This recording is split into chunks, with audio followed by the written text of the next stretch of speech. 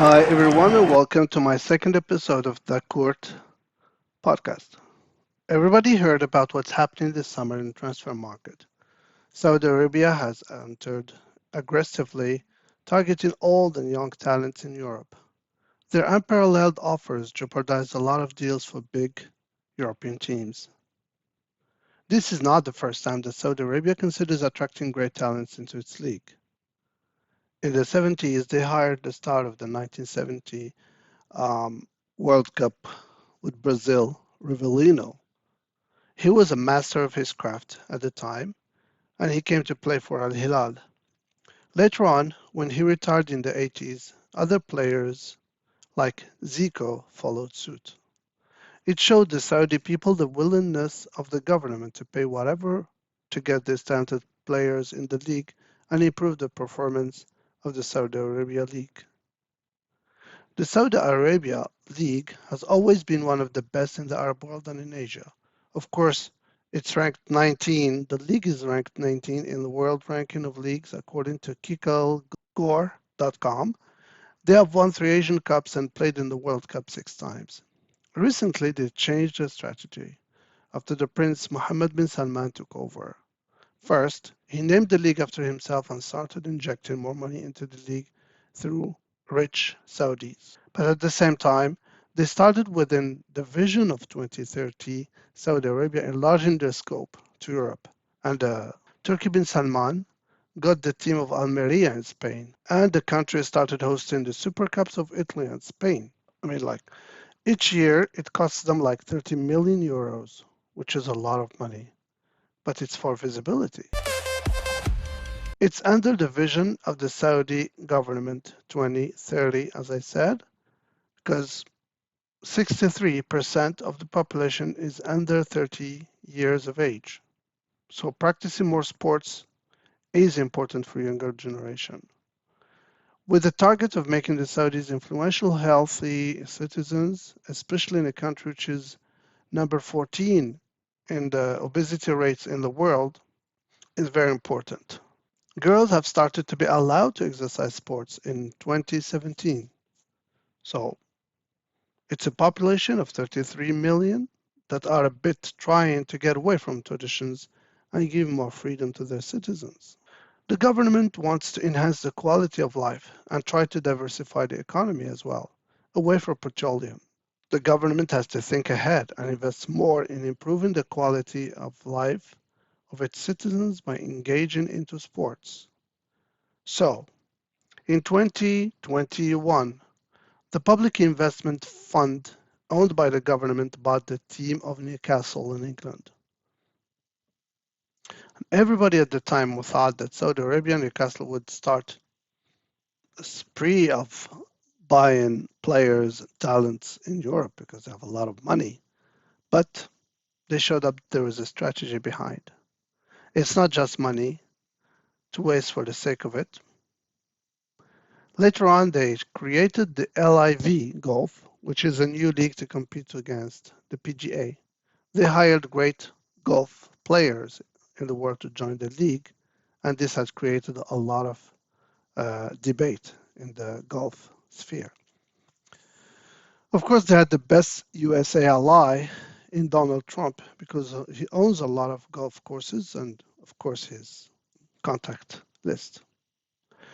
And they are negotiating now with the Women Tennis Association to host their tournaments in Saudi Arabia. So it was the governor of the PIF, which is the Public Investment Fund, and the chairman of Aramco, which is the country's national oil company, who said that the entity, the PIF, is interested in all sports, not just soccer.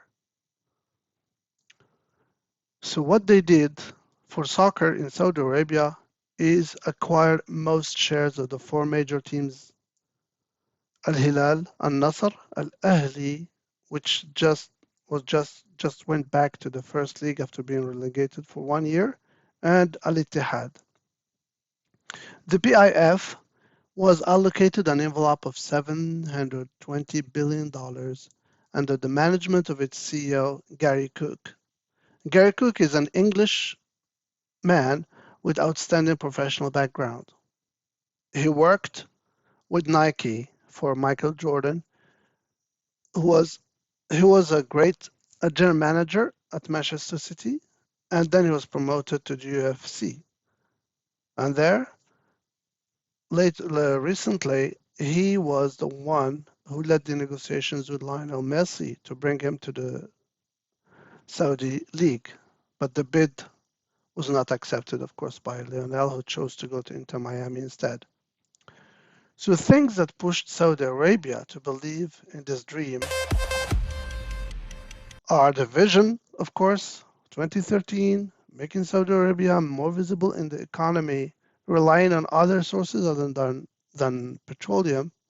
But recently, it's the World Cup that was held in Qatar 2022, in which Saudi Arabia had a great win over Argentina, who went on later to win the World Cup.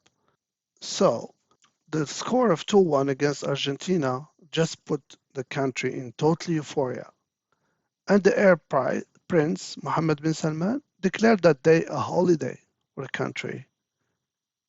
There, MBS noticed firsthand the impact of sports on people and on their morale.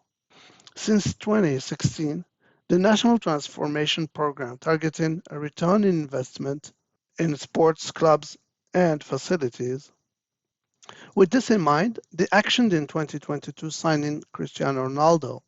Everybody thought the league would be a retirement house for stars just the way China, Japan, and USA tried before. It was wrong, since the TIF went for younger soccer stars like Karim Benzema, Mendy, Neves, Firmino, Kante, Brozovic, Koulibaly, and there are more to come in the in this summer. The French national team coach Didier Deschamps said that the players made their choice. They're free to go wherever they want, and they know more about their career than others.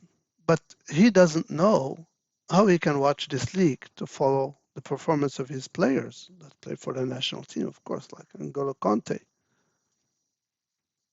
So this typical irony of Westerners, because the Western media were saying that this is just a spree and it will end soon, but it turned out to be a strategy to boost the image of Saudi Arabia in soccer world and to put the country in the picture. And of course, more tourists would come to Saudi Arabia. So it's a part of a huge strategy. We all remember the drastic drop in social media followers of players of Juventus when Ronaldo left, and with PSG recently when Lionel Messi left. So this is not a joke. The visibility of these clubs, of the league, under such big names is very important. Cristiano Ronaldo said that Saudi Arabia creating something big and that he's happy there with the infrastructure. It just needs some improvement. But as it looks now, the more players come, the standards will be raised, and everybody's talking about how Roberto Rivellino has raised the bar in the 70s, and now Saudi Arabia is trying to follow suit. And we saw the impact of that when Saudi Arabia started winning the Asian Cup. They participated in World Cup. So, and even their performance as a team has been okay. Uh, they have qualified for the World Cup and they have the experience. And now they attack on the European, players and great players like Benzema, who won the Ballon d'Or last year, Bernardo Silva, who is still under negotiation, but he played the final of the Champions League. Brozovic just played the final of the Champions League in Europe, and he was in the semi-final of the World Cup. And they want more and more players. As long as the strategy keeps uh, going and the players have got good impetus, because so many players that nobody speaks about came to Saudi Arabia, played there, then went back to succeed in Europe. So it's not a weak league. It's just the perspective from the West, of course, and from European media that shows as the league as being a weak league where people go to retire and get just money. Saudis have got a lot of influence in FIFA, and they have been supporting a lot of activities in the Arab world, in the African world, and for example, for the Arabs, there is the Arab League that's being um, sponsored by Saudi Arabia, and all the prices and the trophies have been, the prize money has doubled. So more countries like Egypt and Tunisia who are hesitant to participate in Arab League championships now start going back to the scene because there's a lot at stake there, not just sportively, but even financially. So all this is Saudi Arabia's doing, and they have invested a lot in these events, and many times they have, managed to get the FIFA seal on these events, just to give them more importance and to encourage the Arabs to participate. Of course, the countries have advanced the argument that it's too much pressure on the players, that there are many competitions being played, and that ends up depleting the players of their energy and causing a lot of injuries. But this is how FIFA wants to play too in the world scene, with more and more competitions added, demanded by sponsors, which bothers the professional players.